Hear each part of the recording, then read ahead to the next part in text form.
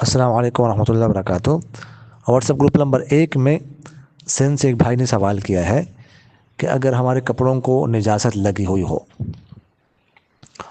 اور اس کے بعد ہم وضو کر لیں، اس کے بعد ہمیں پتہ چل جائے کہ وہ نجاست لگی ہوئی تھی کپڑوں پر، تو اب صرف کپڑے دھوئیں گے یا وضو بھی جو ہے وہ نئے سرے سے کرنا پڑے گا؟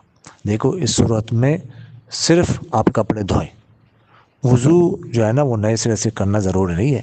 وضو تو تب ٹوٹتا ہے جب جسم سے کوئی چیز خارج ہو جائے، پیشاب خارج ہو جائے، پخانہ خارج ہو جائے، خون خارج ہو جائے، پیپ وغیرہ، تو وضو کا تعلق ہے کسی چیز کا جسم سے خارج ہونے کے ساتھ، اور یہ نجاست تو پہلے سے خارج ہو چکی ہے۔ صرف نجاست ہونے سے وضو نہیں ٹوٹتا، وہ کپڑے دھوئیں، اگر جسم پر نجاست ہو تو جگہ دھوئیں، ٹھیک ہے، بس باقی دوبارہ وضو دہرانے کی ضرورت نہیں ہے۔ جزاکم اللہ خیر۔